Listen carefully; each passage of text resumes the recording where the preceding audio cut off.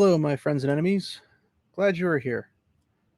Now, before I jump into this one, since this is a bit of a different style, just a heads up, due to some troubles with the editing, due to backlogs and editors just being busy, trying out a new template, I guess, that would help put out videos faster and more convenient, although not quite as flashy and fancy. So hopefully you guys don't mind.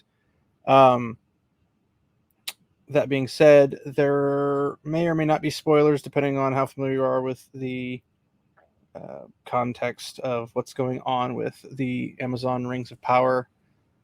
Uh, I guess fiasco would be the best term.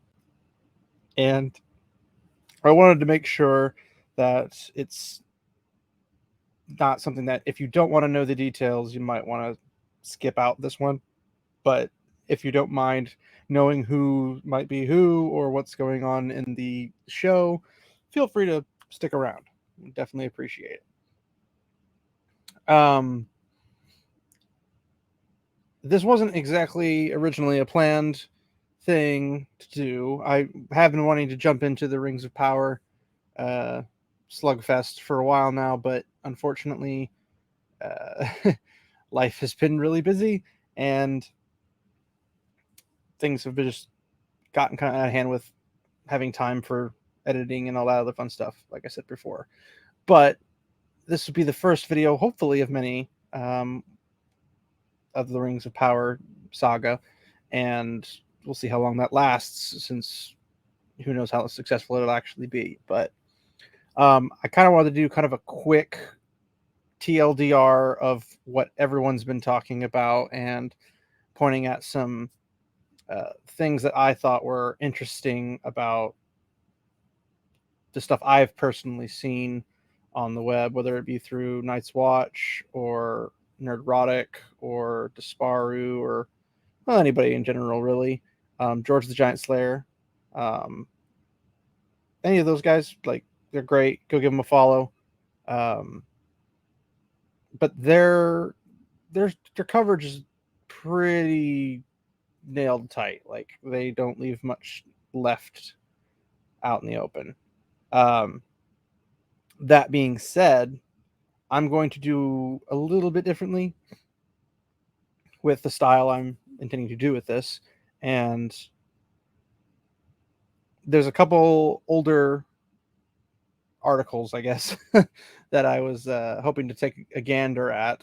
So I guess we'll jump right in. But um,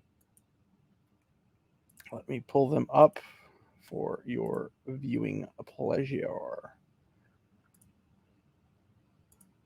So to start off, this this is a Bounding into Comics thing, and they've been highly reliable as of so far from everyone I've heard about. So I'm willing to hold them to a more accurate standard and not just somebody slinging mud for the sake of slinging mud. This is an older article, came out May 31st, 2022, and it talks about Gary from Nerdrotic and his coverage of the Superfans, seeing about 20 minutes of the footage, uh, little Q&A with the Rings of Power showrunners, basic stuff. I did want to point out things like these images. I don't know if it won't let me open up any closer, but these images, like, they look visually pretty. Like, I don't deny that, and in some shots, Amazon does manage to pull off some really aesthetically pleasing concepts. In others, not so much. Um, Sometimes it's very, very, very cheap and very, very cheesy. Um, Night's Watch had pointed out that the armor that the Numenorians wear, more specifically the Queen, Marielle, is pretty much painted on wannabe bronze scaling, and she's basically wearing a long sleeve shirt of it underneath and not wearing actual armor, I guess. Like, they really cheapened out on some of the more important things. Like, maybe if you don't want to do, all the soldiers or whatever, I would understand that to some point. But if you're going to be looking at somebody consistently a lot, it would make more sense to, you know, do that. So that kind of just seems really, really shoddy. I did notice that this area here in the back, those two lights are supposed to be the trees. Um, I'm not sure if I think this is supposed to be Valinor, a shot from Valinor, because how it's set up and everything just makes me think that a little bit more than it would be anywhere else. Because the trees, while being basically seen everywhere, we're not exactly that close.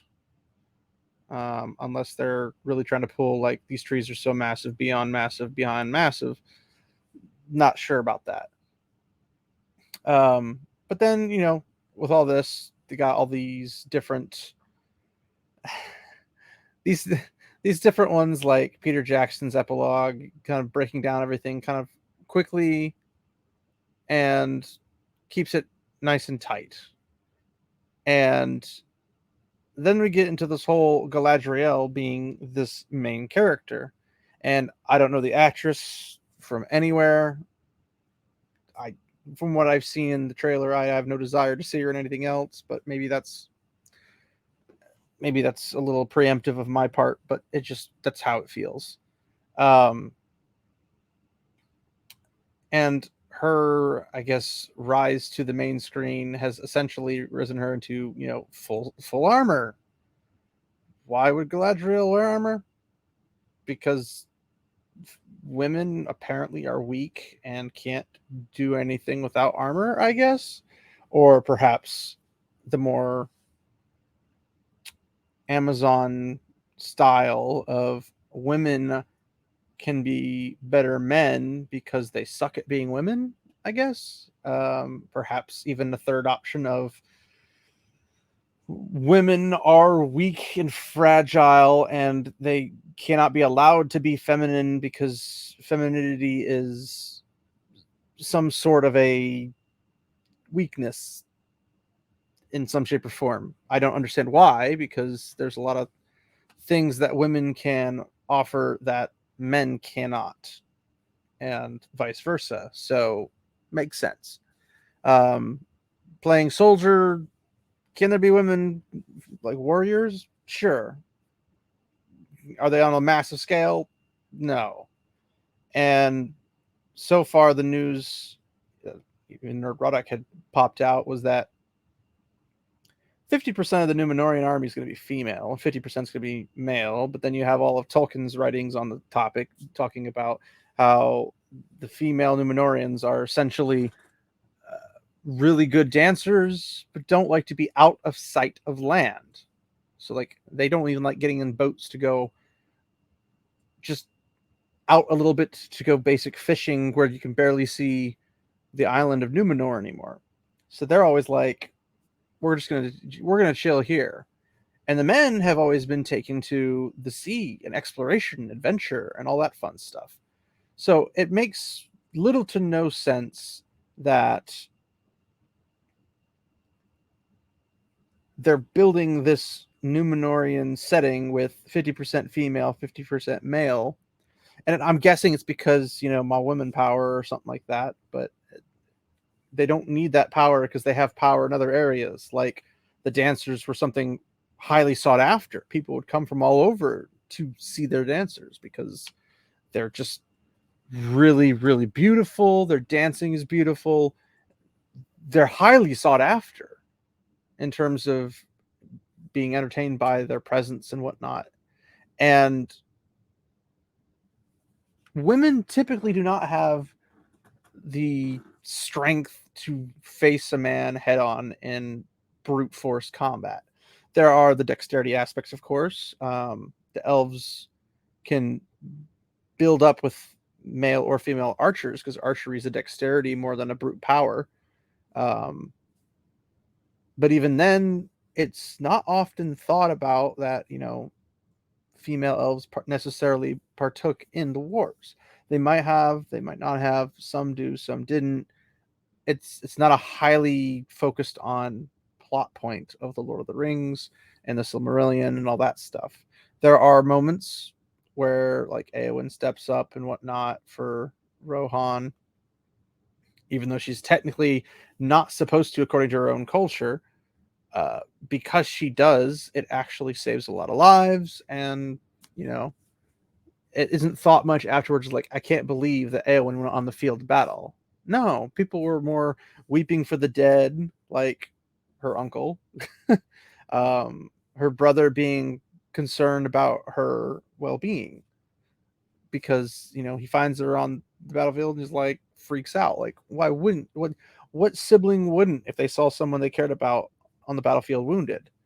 And then if she hadn't been injured, she may not have met Faramir, and then that ends up becoming a massive alliance and a boon between Gondor and Rohan, even though they were already more or less close, but they wouldn't have had that had they not both been injured and been in the House of Healings together.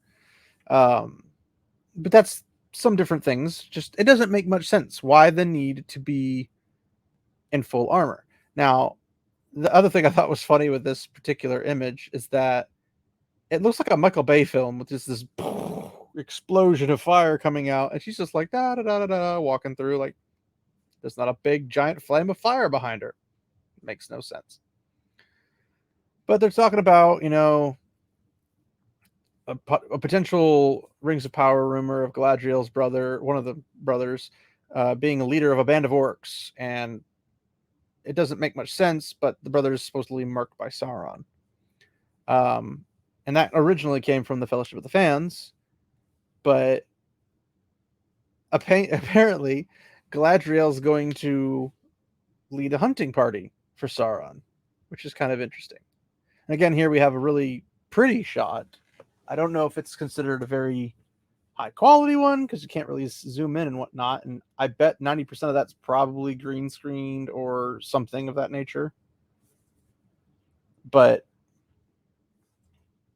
more characters like Gil-galad, Celeborn, Celebrimbor, Círdan the Shipwright, Elrond, Half-Elven, the Herald Elrond or whatnot. There's other ones like Eleanor or Nori, Brandyfoot, the female Bilbo and Frodo. It's just like, yeah, because hobbits needed to be here. No one could ever potentially, or even quite possibly, ever want to watch this show without hobbits, because that's why we watched Game of Thrones. That's why we watched any other fantasy series. It's like we had to have hobbits. If there were no hobbits, no one would show up, right? Game of Thrones, at least Game of Thrones is 1 through 4. You guys are more, maybe 5. You guys are more okay. The rest of you don't exist. But it's Arondir, this elf of color, as Gary puts it, doesn't make much sense because, for one, the hair that Tolkien himself has basically given as a description was like this long, past the shoulders type of hair, like very Peter Jackson style hair. Like they really delved into the details to try to like best describe and best present an elf as best as they could. And one could argue, and I'm going to give Rings of Power the benefit of the doubt, which I do not really want to do, nor will I do this willingly since I know Amazon and how they butcher things. It could be that he had longer hair, and then we'll find out that when he got captured or whatever, they shaved all his hair off. It's possible. It could be I don't know, a bait and switch where they're saying, "Oh, look, it's a elf of color and he's got short buzzed hair." Like they're these psychopaths who cover us religiously on YouTube are going to totally fall for this. Ha ha ha ha. Could be. That's what their plan was. Maybe not. But it depends on how lazy you expect them to be, because details are not their strong point. But Arondir plays this really over the top, like better than Orlando Bloom type elf. And the Legolas character The Hobbit got a little ridiculous with him jumping up, rocks and whatnot. But be as it may, it could have been worse. But in Lord of the Rings, the only really outrageous instances we have available is him going down Helm's Deep on a shield and shooting orcs on the way. It requires a lot of balance, which elves have that kind of balance. They're lithe, they don't weigh tons, so they can walk across snow and not leave footprint traces. Like, it's part of them. But the other one was when he goes to take out the Mumakil or the Oliphant, depending on which name you prefer to use, and climbing up arrows and whatnot. Maybe that's possible, but I don't know. It still seems a little bit excessive. It was more probably for the action aspect to draw in people with a WoW, probably more than it was actual legitimate that way. And they already have a clip of Arondir basically catching an arrow in the air, turning around and firing it back at somebody. Like, catching arrows out of the air is a little more difficult than, riding a shield down and shooting people while maintaining balance when you're a balanced individual. This is like, you have to have the correct length of your arm. You have to know exactly where it's at. All these slow-mo shots really irritate me. I don't know why. Just, they keep doing these slow-mo shots. But this character is an original character. No idea why, considering how many elves are named in the Silmarillion and the First, Second Age and whatnot. But he's in it because I'm assuming my diversity. But I don't know. At least his armor looks moderately better than some of the other ones I've seen. But again, I don't know what the material is made of. I don't know how much effort they put into this. But it looks like it's more detailed than the Queen of Numenor's, or the wannabe Queen of Numenor's armor. But back to the hobbits aspect. Hobbits don't have to be in the story. They don't have to be, but they're like, well, we have to have hobbits, otherwise people won't watch our show. I'm like, oh, so you're saying your entire show is trash if you don't have hobbits? Okay. Night's Watch, Shad and Nathan covered the hobbits and the people playing them and how uncomfortable they were like. And it was really weird seeing the Harfoots, because the Harfoots look like their feet are blackened from like frostbite or something, even for those who are light-skinned or pale-skinned or whatever you want to call it. Like, it's like they just don't do anything with their feet, but they also don't have hair on them. So it's like, well, you're not a hobbit, and you also look a lot taller. So I'm not really sure what's going on with that. Like, they didn't really try too hard, I guess. And they pretty much just live in bushes or something, because they always have stuff sticking out of their hair. But anyway. And the way that the showrunners have basically treated this entire fiasco has been with disdain for the fans of the books. And I'm not counting in the fans of the books who are looking forward to this because they don't count as like actual fans, in my opinion, just because they're okay with desecration of Tolkien's work, Tolkien's name, Tolkien's legacy. And if they were at least show a little bit of just like caution, I would be like, okay, maybe you're just trying to give somebody the benefit of the doubt, I'm not getting that vibe from them. So I'm not really sure what they're trying to do with that, but people are like, oh, you don't judge it before you see it. I'm like, I can judge everything I've seen, and everything I've seen has been pretty much a dumpster fire. I mean, for one, have you seen like Elrond, Celebrimbor, and all those guys? They don't have freaking like sideburns, which is really, really weird, because like Hugo Weaving's Elrond had sideburns. Arwen had sideburns. All these other elves look normal. They have these sideburns, and then they're just like, yeah, we're just gonna make them look like they have a receding sideburn line or something, and they all have it. It's not just one or two. Gil-galad has it. He has it. It's just the appearance is off. They don't have the long hair. They don't have the look of wisdom. They don't have the look of being alive for 1,000 years. Like Elrond in this looks like he's like maybe 20 years old. And yeah, I know that they have the whole longevity of life thing, but there's still a way to mark somebody as having some sort of natural stature, I guess, like their presence. Like it's when you go into the presence of somebody who's, you know, been a military person for a long time, they have this stature that you look at them and you can like feel the intensity of it. Like these guys don't have it. None of these elves have that in any shape or form, not just in the intimidating factor or whatnot, but they don't have it in the wisdom factor, the intelligence factor. They always seem to be kind of meh on everything. So I don't really understand what they're trying to go with on those characters, but that is just one side of it. There's a lot of individual things about trailers and whatnot. I thought about covering the trailers, but that would just be kind of a pain, and I didn't want to bother getting struck by Amazon copyrights and stuff. Because YouTube sucks, don't you know? And they don't have any way to slap down copyright strikes that are false. But yeah, that was it for this particular article. But I had more. But wait, there's more. And this next one, pull it back up because, you know, it's fun finding things. Here we go. This is another old one. This is a little older than the last one.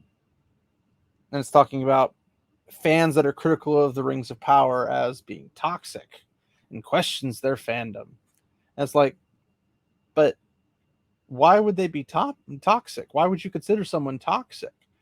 And I had the same concept with like Wheel of Time, where Wheel of Time is an adaptation. It was going to change. And we're all thinking like, okay, well, of course they're going to make some changes, but what kind of changes are they going to make? Peter Jackson made changes to make it obviously shorter enough to fit in his movies, and they're still really long if you look at the extended editions. And that's still too short in my opinion, but that's because I like Lord of the Rings a lot. But then there's this concept behind, I don't know, the fandom not being able to or given approval to question anything you did. Like if they made a small detail change, like Gandalf wore, you know, a gray blue technically was what he originally wore, but if he wore more of a teal instead of a gray blue and the Peter Jackson's thing, would people not be allowed to comment on that because what he wears is very descriptive in the books? Like it's not, it may not have a huge like matter to the plot or anything like that, but typically the way they dressed was based upon more or less their, I want to say, position by color. So like Radagast the Brown wears a lot of brown. Saruman the White wears a lot of white. Gandalf the Gray wears a lot of gray, even though it's kind of more of a gray bluish. And then we assume the two Istari that are blues wear a lot of blue. But it's the assumption. Like that's how you would attach things. So Gandalf the Gray, they probably did that to kind of help cement the idea. But let's say it was teal instead of the bluish gray. It's just like pointing that out does not make you not a fan. It does not make you toxic. It doesn't make you anything other than a person questioning, why did you make this decision? This doesn't seem like a good decision. So how about we don't make it? Seems simple enough, but let's not get ahead of ourselves. So then there's all these other aspects of like toxicity that they're going like, oh, you don't think they can have female Numenorians that are soldiers? And it's like, Yeah, because Tolkien himself stated in his own work and his letters and all his details that this is what they are, and that was that. But then the modernity concept, or modernizing adaptations and stuff, because there's several quotes of them saying we want it to be reflecting our world now.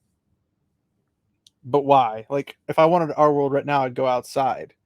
If I don't want our world, I would stay inside and do escapism, like literally how J.R.R. Tolkien des- described and designed his works and fantasy works in general. Like, it's a form of escapism. We're trying to escape our quote unquote reality into a world where it doesn't suck as much, so we can relax or enjoy thrills that we can't enjoy elsewhere. Like, you can't get the thrill of a Rohirrim charge in real life, so just go into Lord of the Rings and experience that thrill. Hear the cry for death and just feel the goosebumps and the chills climbing all over you. Like, you can't do that in real life. I mean, hypothetically, you could get 6,000 larpers with horses together and dress them all up, and then charge, and then have somebody record it, and then get goosebumps that way. That's a lot of work and effort that has already been taken over for. You don't have to do that. So those types of things just don't make sense from, I don't know, a commenting type thing. Like, making it so you guys are toxic because you don't like what we're doing. That's just deflecting criticism. But you wouldn't have much criticism. I mean, you'll always get some criticism because you can't please everyone. Like, you could be like Black Panther, and then there'd be like people will be blaming or claiming there's too many white people in it because there's like two white dudes in it. Ironically, Bilbo and Gollum. But it's just like this concept where it's like you'll never be able to please everyone. But the least you can do is make it so good you're not getting your videos ratioed to the flaming ground. That would be the easiest way to do it.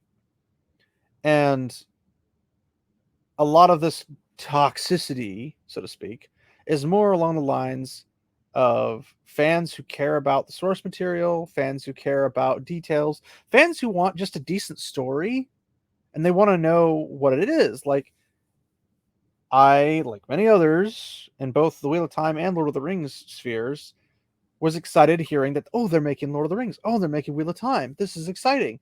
But then as more information creeps in, we hear more and more about what they're doing.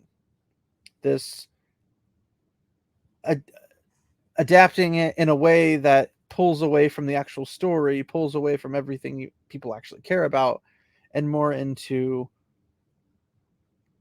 the personal beliefs or views of the showrunners themselves. Like, nobody cares. We legitimately do not care. We're not here for your views. We're here for a good story. That's all we want. But that particular view that I hold is considered toxic. Like, you don't care about modern day politics. It's like, well, I didn't say that. I just said I don't doesn't belong in places it doesn't belong. There's certain places it does belong and other places it doesn't belong. But no, they don't like that.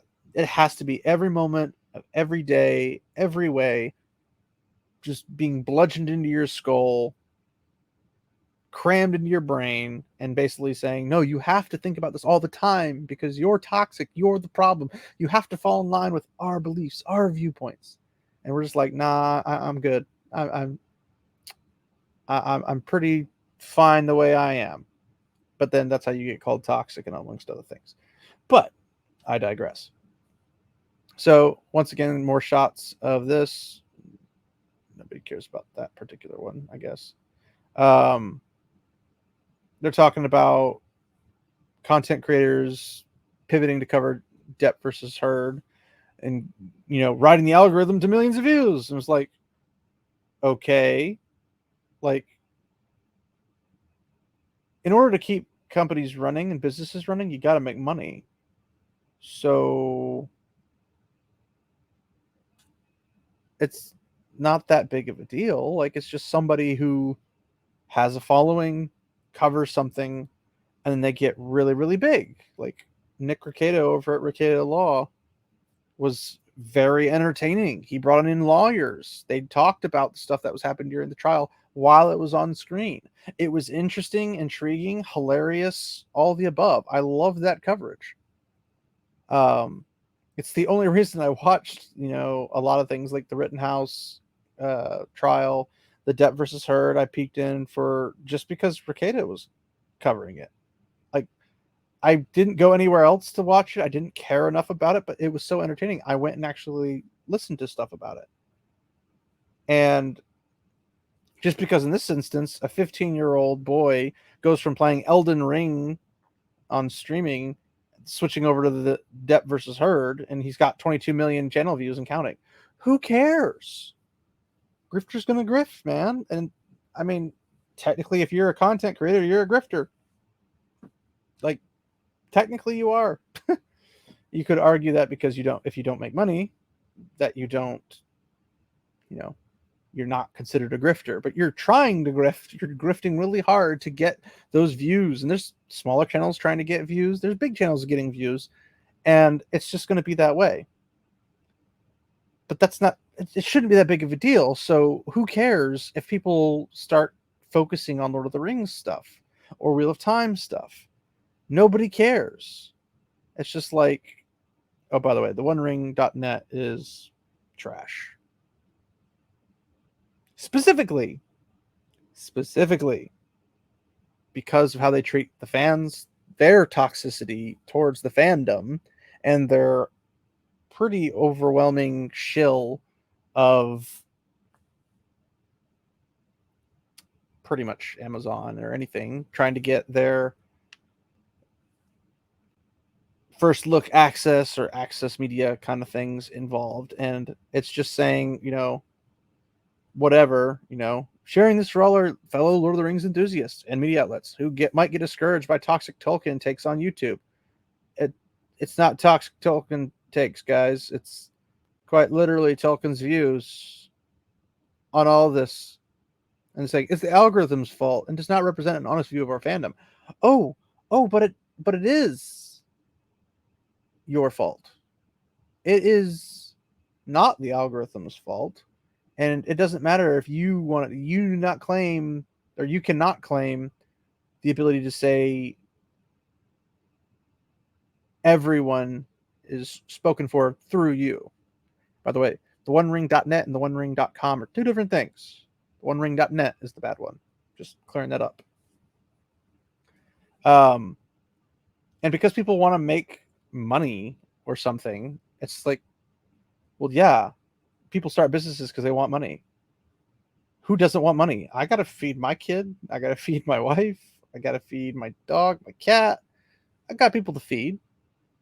The whole crew and the questioners is got to have to feed our families in some shape or form eventually. Like, it'd be nice if we could make that kind of money on a regular basis. I wish I could rake in what Nerdrotic and the guys from Friday Night Tights or Nick Rekieta or Disparu. I wish I could rake in that kind of views and get that kind of money. And I could do this full time and go all the time. That'd be fantastic. Alas, here we are.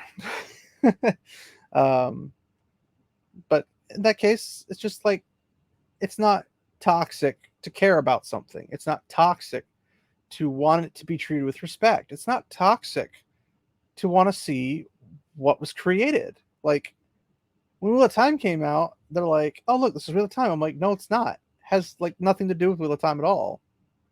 What? You can't like why don't you like Wheel of Time? It's not Wheel of Time. So I can't like it because it's not what it is. I don't go watch, Shannara Chronicles or whatever and be like, man, that was a really good Mission Impossible film. Be like, wait, what? That wasn't Mission Impossible. That was Shannara Chronicles. What are you talking about? It had all the things, all the signs. Like, you can't say it's not this because the whole point of saying something is because it is that thing. If it says Lord of the Rings, it needs to be Lord of the Rings. Rings of Power is not Lord of the Rings because Lord of the Rings happens a whole different age from Rings of Power. So stop calling it Lord of the Rings Rings of Power. It's just Rings of Power. That's it. They could have called it Rings of Power or Middle Earth Chronicles Rings of Power, something like that. That would make at least a modicum of sense. Or Tales of Arda, Rings of Power. People aren't familiar with Arda, so they say Middle Earth. But the people aren't familiar with Rings of Power and what the Rings of Power are, so they say Lord of the Rings to draw people in. But their marketing team sucks, put it that way. The amount of trailers or lack thereof of trailers we've gotten has been horrendously bad, and we know it's because they're scared out of their minds about what people will actually think or deal with about this. But somehow in adapting, and there's the two different showrunner directors, one for the Rings of Power saying we wanted to change to match my modernizing beliefs, and then you have Peter Jackson saying we don't want to introduce any of our own personal beliefs, we want to stay as true to Tolkien as possible. Obviously those are paraphrases, but that's the kind of thing you want in your films. That's what you want on the screen. You want the belief or the story, the character development, all that about what the creator, the author themselves made. If you don't do that, then what's the point? Most of these characters are created. I don't know who they are. I have no reason to care about them. If Nori gets butchered by an orc, I don't care. I have no attachment to her. Assuming that they're going to call her a her and not something else, because modernized politics and androgynous is apparently a thing now, and everyday everything. So who knows? There's all these characters. I can't even care about characters I know about because of how bad they've butchered them. They don't have character development. They just know things. They're just good with swords all of a sudden when they never used one. They're good military commanders when they never have been one. There's all these things. Then we obviously got the single mom. Now, don't get me wrong. There were single moms. Plenty of men died and nobody cared. And that men died in mass on the Lord of the Rings and other fantasy series. They never care about the men dying. Women dying, though, it's a crime against humanity. Some reason. Okay. But when you legitimately criticize Amazon, Netflix, whoever, about them abandoning a character development and all that stuff, just doesn't make much much sense about why you would ever want to push that to people who don't want it. Like, nobody wants that. We don't come here because of a character you're pushing at us. We come here to see a character and how they grow. And we know what we want to see. We want to see Arda. We want to see Middle Earth. We want to see Valinor. We want to see elves. We want to see all this stuff. If somebody had the rights to the Silmarillion and did a fantastic, 50,000 season series, I would be all for that. Even if I was the only person in the world watching it, I would watch it nonstop. But I'm hardcore about Lord of the Rings, so that makes sense. Like, you thought it was bad with Wheel of Time? Ha! Lord of the Rings is worse. But it's this concept that criticizing them and what they're doing cannot be valid. I don't know why. Because they're criticizing the fan base for criticizing them, which is criticism. And the circular reasoning is just the hamster in Amazon's brain isn't functioning. And same goes for Netflix, HBO, and all those other jokes of excuses. But it's very infuriating. But then you get all these different videos and whatnot where they want to get access to Disney Plus. They want to get all these other things, and we're like, we literally just don't care. We don't care. A lot of people cover things they enjoy. So somebody who, I don't know, a random content creator out there who didn't necessarily care about Lord of the Rings that much, starting to talk about Lord of the Rings because grifting and whatnot isn't abnormal. It's not weird. I don't know why people are making it like it is weird.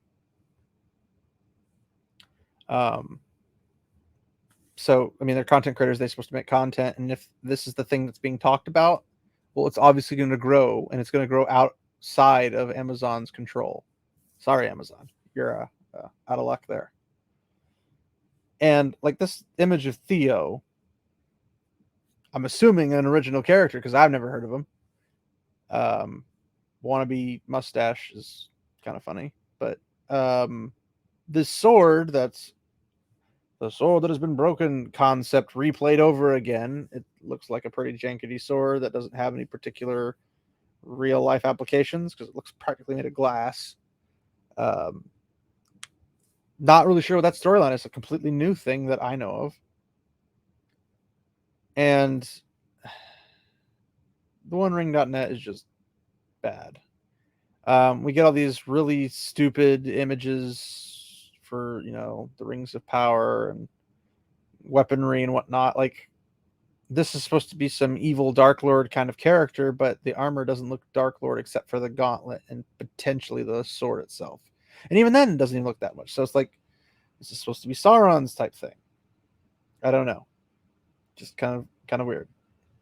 This, I believe, is supposed to be Numenor. It looks small. I'm going to just say that outright. It looks tiny. Like, really tiny. And it's 100% CGI. Like, it's oh my gosh. But yeah, then they also have Amazon and other fans and whatnot, and the OneRing.net talking about toxic Tolkien, trying to push Tolkien as some progressive who would be happy about LGBTQ themes in his work being pushed together. And I thought this was a very ignorant statement, the tweet back in June 2021, Tolkien followed the church and the church celebrates LGBTQ. So I think the surprise is on you. First off, Tolkien did not follow the church. He followed the teachings the church gave him, but the teachings themselves were still technically aside. So he didn't, if the church went off the rails and was saying all the things that weren't supposed to happen, it'd be something entirely different. But also, things like the church celebrating LGBTQ. What is the church? There are many denominations. There are even different things like Protestants. There are Catholics, Eastern Orthodox, different, I don't want to say factions, but different views on the beliefs of the New Testament and the Old Testament works, right? Like, it's not just cut and dry, like the whole church, completely uniform, believes this is okay. And even this part where, they're talking about the Catholics' teachings on homosexuality, section 2357 of the Catechism of the Catholic Church states homosexuality refers to relations between men or between women who experience an exclusive or predominant sexual attraction toward persons of the same sex. And it's taken a great variety of forms through the centuries and in different cultures. Extra stuff. Its psychological genesis remains largely unexplained, basing itself on sacred scripture, which presents homosexual acts as acts of grave depravity. Tradition has always been declared that homosexual acts are intrinsically disordered. Disordered. I think that's a typo. But yes, they are contrary to natural law. Now, I'd like to point out something, since people don't like to think very hard about these. It says homosexual acts. In other words, the sexual acts are what the Catholic Church specifically does condemn. And most churches, I think, do, and any of them that stand against homosexuality. But this concept that, I mean, there are churches, I think like Lutheran churches and stuff are okay with LGBTQ or whatever. For whatever reason, I've heard they've kind of split themselves in that regard. But even in that regard, it's just like, okay, this explains what Tolkien would have been more leaning towards in his beliefs, in terms of like how he explicitly handled this kind of behavior. And it probably wasn't as largely predominant back then as it was now, although over the world it probably was still out there, here or there and everywhere, but not quite to the extent it is in like America, for example, or Western Europe or something. And then obviously the first section concludes, they close the sexual act to the gift of life. They do not proceed from a genuine, effective, and sexual complementarity. Under no circumstances can they be approved. That's the Catholic Church. That's Tolkien's belief and viewpoints. So how could they come to the conclusion that, Tolkien is totally okay with this? That makes literally no sense. So they're just wishing something to happen that isn't there. And I don't know if anybody's been paying attention to the Tolkien Society, but they've kind of gone downhill pretty hardcore since Christopher Tolkien, Requiescat in Pace, kind of left the world for a better place. So, all their little things. I don't know if you haven't looked them up, look them up, because, like stuff about like Gondor being trans or transsexuality in Gondor and all these different things, and like Legolas and Gimli being gay for each other, Sam and Frodo being gay for each other, and all these things. It's just like you really have to go far out left field in order to really take that and be like, take it seriously. Like, you're joking, right? Like, you have to reach really far to get that. But and then they keep going on about, Section 2357 says one thing, then Section 2358, the number of men and women who have deep-seated homosexual tendencies is not negligible. This inclination, which is objectively disordered, constitutes for most of them a trail. They must be accepted with respect, compassion, and sensitivity. Every sign of unjust discrimination in their regard should be avoided. These persons are called to fulfill God's will in their lives, and if they are Christians, to unite to the sacrifice of the Lord's cross, the difficulties they may encounter from their condition. So that right there is saying that's like, despite them being LGBTQ, whatever, despite that, they still need to be cared for. That would have been Tolkien's position. His position would have been, hey, treat them with dignity and whatnot, but you're not going to approve of them and their obviously depravable viewpoints of sexuality and whatnot. Like, the act itself is a problem. But they're going to just swing past that. And then it goes to 2359, Section 2359, called chastity and homosexuality. It's like homosexual persons are called to chastity by the virtues of self-mastery that teach them inner freedom, at times by the support of disinterested friendship, by prayer and sacramental grace, they can and should gradually and resolutely approach Christian perfection. And it's just like, no, the church celebrates LGBTQ stuff with no evidence whatsoever. It's mind-numbingly annoying. So Tolkien wouldn't have approved of that kind of depravity in his works.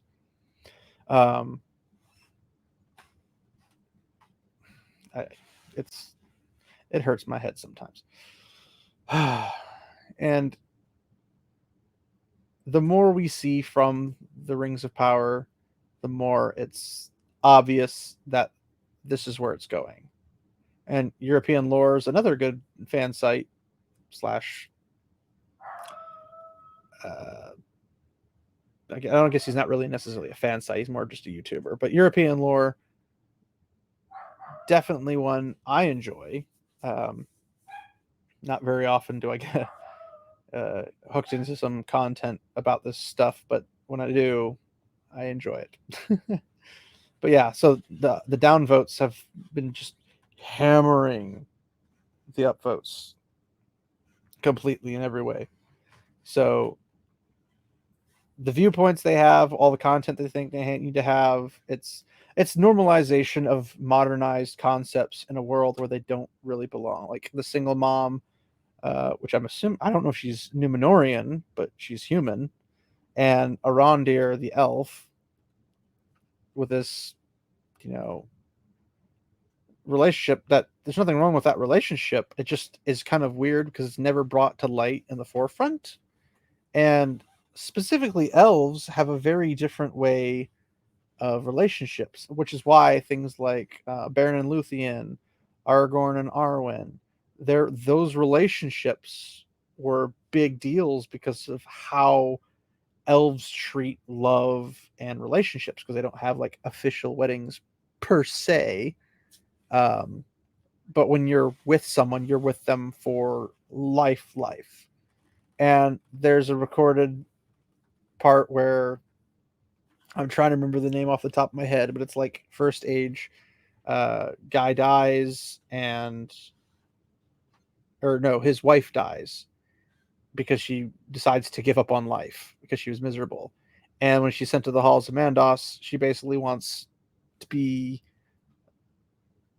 like not come back, because elves are like supposed to be cycled back in. So like when they die, they come back at another point in time. That's basically what happened to a lot of the most of the elves that were not evil. And yeah, it's some of the more well-known ones were recipients of this concept. Some of them really fast, but normally it takes a long time, and it's based upon the acts you do while in life. So then you have things like this guy's like, I want to marry again and have more kids because I had one kid. And they're like, okay, well, it was Feanor's mother was, if you want more details on that, it's Feanor's mother. Basically, she gave everything she had to give birth to them and basically just gave up. And so Feanor's father's like, hey, I'd like to get married again, and she doesn't want to come back. So can we have like this concept of divorce? And she agreed. He agreed. Boom. The Valar said, all right, we're going to just nullify this. And boom, he got married again, had all a bunch more kids with her. Poor lady. And that's how all she wrote. So this concept of like flippant relationships, like if you look at how they treat the tale of Baron Luthien, which is supposed to be a tale between Tolkien and his wife Edith, like they were the Baron and Luthien. It's on their gravestones, tombstones, whatever you call them, and it's not something to be taken lightly because of that. And then you have Aragorn and Arwen, where technically men are not supposed to stick around. Like they're given the gift of death versus elves, which are given the gift of immortality. And rare instances have something about this being tweaked or changed, but that's like literally being apart from them for forever after being with them for even 100 years or 200, 300, 400, however many years is limited compared to the infinity that is forever. So they're just like going to flippantly jump into it because, well, Aragorn and Arwen was a thing. Well, Baron and Luthien was a thing. Like these guys were a thing, so why can't we be a thing? And it's like because it's not that simple, and it's an extremely rare thing. I think it happened like what 3 times in the entire history of Arda, and that's recorded, and those were recorded as an aberration to the normal thing. Like there weren't elves and dwarves getting it on. There weren't men and dwarves getting it on. There weren't different racial breachings of their normal thing. Like they normally stuck to they were. There weren't hobbits with elves. There weren't hobbits with dwarves. There weren't hobbits with men. It's just that's just how the natural order was. But we're going to put it in because these other films that did really well had hobbits. So we're going to put Harfoots. They had an elf and a man, or man as in mankind, elf and human together. Boom. So we're going to have that in ours as well, which is just ridiculous. But anyway, that's that part. Just these are small about bits and pieces of this. I've got one last article. I know it's getting a little long, so I'm going to try to breeze through it, but it's mostly pictures, so I'm just going to make comments on it. So hopefully it won't go too terribly long. So here we are. So more images. So again, Galadriel, Michael Bay film. Nori, it's a female actress. I'm assuming she's not supposed to be androgynous, but maybe she is.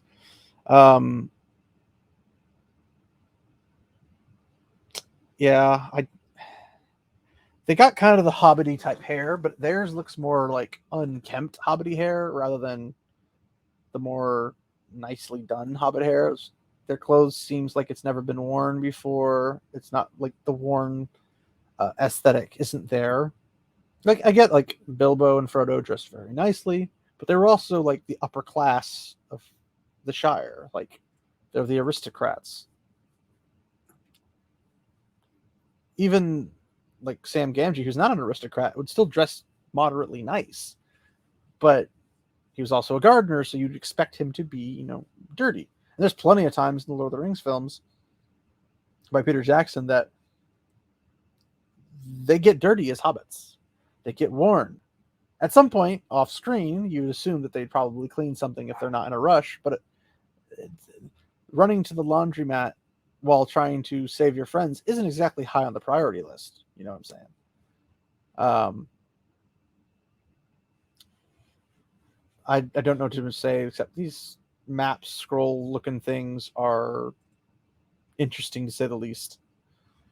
Here's another one of Arondir.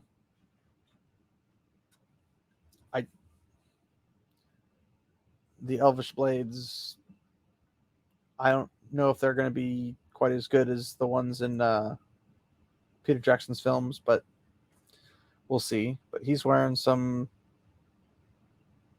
fluffy torn sleeve style, almost gladiator style top with something. I don't know. I like Shad from Night's Watch pointed out back scabbards heavily in these trailers. And if you haven't seen the trailers, go watch them and just see if you can notice the back scabbards with or without swords in them. I saw the trailers multiple times and didn't pick it up until he mentioned it, but he really likes back scabbards. And I think they're cool too, but I never thought about it.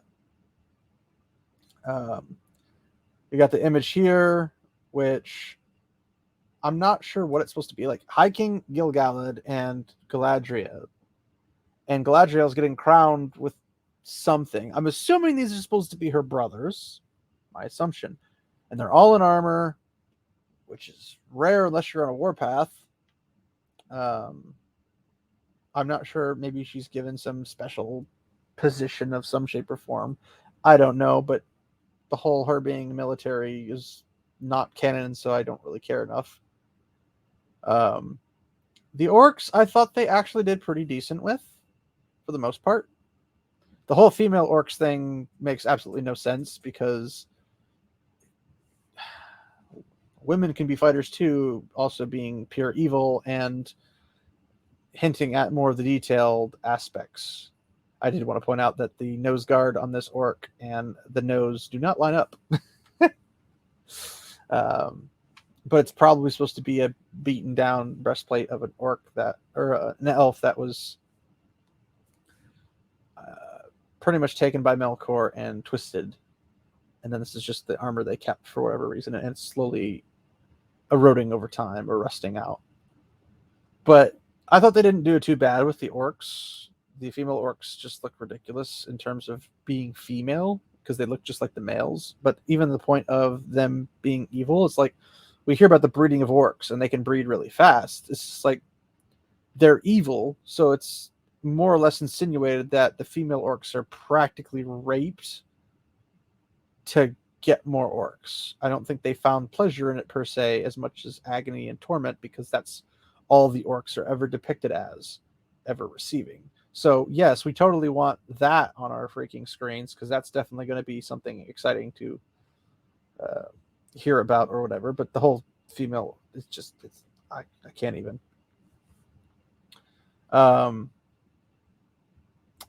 High King Gil-galad. Again, no sideburns really annoys me. They at least made his appearance seem somewhat like texturized, like they actually did something with it. I don't know why he's wearing a laurels thing though. It just seems kind of weird. Yeah, we'll have to see more about that because I don't really know what to expect for him. Back to Theo again. I've already stated this image. Broken sword, kind of stupid. Funny mustache. No idea who this kid is. Don't really care what happens to him. Nothing will probably happen to him. Here we get the first look in this stream slash video about Sophia Nomvede being Princess Disa and Owen Arthur as Prince Durin 4. I thought Prince Durin was okay. Princess Disa just seems kind of weird because it's in the wrong time frame. She's filled with vitamin D while being underground where there's no vitamin D. Just seems to be strange. There's no beard. Doesn't look a thing like a dwarf in terms of that regard. They didn't put any effort into that. So I'm not really sure what the point is, but at least their outfits look moderately like they took some effort, although Durin looks like you could probably put a little bit more texture or something on it. But all in all, it's not nearly as bad. But whatever. She's not really a main player in the books. And technically, he's not really either. Mostly just barely mentions. Here we get Sadok Burrows and Marigold Brandyfoot. So Lenny Henry apparently is a comedian from the UK that I have never heard of, and I'm sure most Americans probably haven't heard of. That was pointed out by some other people, but again, the Harfoots are kind of, in my opinion, a joke because this is the whole thing's a joke in its own say. Anyway, Halbrand. Now, this is probably the biggest spoiler: is that Halbrand is supposed to be Sauron, allegedly, and he somehow meets Galadriel on a raft, like she saves him or something, because female empowerment and whatnot. And Halbrand's this human who gets into the good graces of either the elves, the Numenoreans, or who else, whatever. But for whatever reason, this Halbrand is supposed to be Sauron when Annatar was the Lord of Gifts. That was Sauron's name as the Lord of Gifts, where he ends up seducing the elves into being aware or unaware of his true intentions, except for like Galadriel, Círdan the Shipwright, I think Gil-galad as well, and a couple others. Not very many. There's only a handful that were not bewitched by him. But he's supposed to be human all of a sudden, which makes literally no sense in any shape or form. But whatever. What would a human be able to teach elves about rings? I don't get it. But again, that's what I've heard. I'm not sure if it's supposed to be, but that's allegedly a groundbreaking spoiler. But again, could be a bait and switch. Never know. This is a dwarven and elf celebration meeting, whatever. I don't know. Celebrimbor, Elrond, High King Gil-galad, and Prince Durin the Fourth are having a party. Looks kind of like the Last Supper, but okay. I'm assuming they're having some conversation with each other about alliances, this, that, the other, what happened with the enemy being gone, any of that type of stuff. Whatever happens. But I don't know what the point of this is. Like this whole series, like what is it? What is it for? Why is it here? I don't get it. Lord of the Rings, The Rings of Power. Again, just Rings of Power. This is a troll. I don't know why the trolls look so much more different, because and this one, Entertainment Online, is like orcs as depicted in Lord of the Rings, The Rings of Power. That's a troll, not an orc. They don't even know their basic stuff. But again, not horrible CGI. Probably one of the better parts of the series. Not really sure why Galadriel's in there with a troll, because again, no reason to be. Celebrimbor and Elrond. Elrond being on the right, Celebrimbor on the left. Keep in mind, both of these, like Celebrimbor's like many thousand years old, and Elrond's several thousand years old. But they have Elrond be like this new teen angst kind of character, which doesn't make any sense whatsoever. I don't know how. It doesn't feel like they put too much detail in the surrounding areas, just because there's not much on the table. The table itself looks actually rather plain for elves. This pole in the background looks pretty bland, I guess. Not much artistry that I would expect from the elves, who like beautiful things, but whatever. Galadriel coming out of the water, because that's the true horror story, is this existence of this show. It's a true horror story. Also supposed to be some pokes at kind of a nudity where you could get like a wisp of her nipple through her clothes, or her clothes in the wind billowing her dress to really get shapely legs and whatnot, because fans are toxic for objectifying women or something, but Amazon doing it's okay because my female strong characters. Yeah. Cool watchtower, but how did you get up there? I'm assuming there's a trapdoor or something, because you're on top of a tower. Okay. Pretty scenery. Wonder how much of it's actually CGI. I'm assuming the whole river part is probably CGI. Don't know where this is. Don't know why this is. Don't know what it is. Like, none of it's really familiar. Gil-galad again. At least he has texture on his clothes. No sideburns. Still annoys me. Don't know why he's wearing laurel leaf type things. Whatever. Michael Bay Galadriel again. And then back to the images of the Harfoots again, building bird nests in their hair because reasons? I don't know. But anyway, yeah, this is kind of stuff they've had so far, and there's a lot of other ones. I couldn't find all of them in the time frame I wanted to, and I was just like, you know what, I'll just go with this. This is a lot of stuff, and hey, we're already over an hour, but yeah, this is much more disappointing quality than I would like to see and stuff.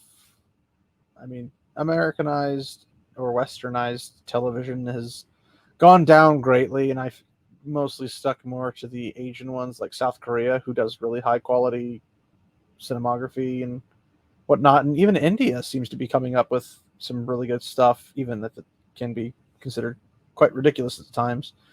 And they love their dancing and bare-chested guys. But despite the obnoxiously crazy weirdness of the Indian stuff, that's much better shot and much better done than westernized stuff. The westernized stuff that just CGI everything. Practical effects are basically dead in Hollywood. But yeah. So, well, that's it for the articles and images and stuff. But yeah, I'm not really sure what this was supposed to be created for, considering these two showrunners are absolutely nobodies that have no real experience in the field, really. They're uncredited in any areas they're actually part of, and the things they've been a part of have been meh at best and pretty trash at worst, which is more realistic. But I don't know. Maybe we'll get something better out of this. But yeah, I guess we'll wrap it up here. But I do want to say, if you enjoyed this entire video, I know it's probably a bit long for a lot of people to enjoy, but if you do enjoy it, feel free to like, comment, subscribe. But most importantly, please share. We are pretty small, but we do think that we can begin to put out some content that will slowly bring in people, and we'd love to do a lot of collaborations with other YouTubers and whatnot. And we've done several with Prophet of the Dragon, been on some of his streams, and Steve's a really great guy. Definitely check him out. We've also been pretty close to the White Cloaks, so definitely go check out their YouTube as well. There's other ones like Salty Texas Sea, Purple Valkyrie, Zax. Check all those guys out. There's a whole long list. Don't have them all memorized, sadly.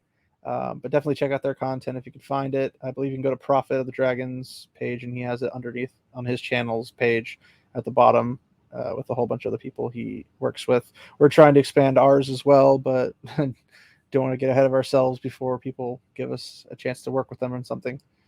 But yeah, there's a lot of people to check out, and if we can increase our fan base, not only in the Wheel of Time and what we normally would cover, but also Lord of the Rings and any other series like Halo got butchered. Most series are getting butchered right now. It's very rare to find something like a Reacher or maybe Terminal List. I haven't watched Terminal List yet, but I hear it's pretty good.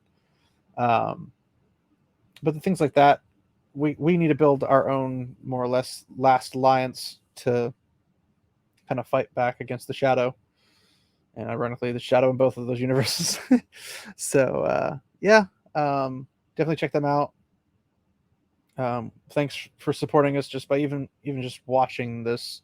It means a lot to us. And we'll hopefully have more content, and hopefully the editors will not get bogged down with so much going on in their lives that we can get some of our normal quality videos through. This is probably not as exciting for you guys as the ones we usually do, but thanks again for hanging out, and just remember, walk in the light, my friends.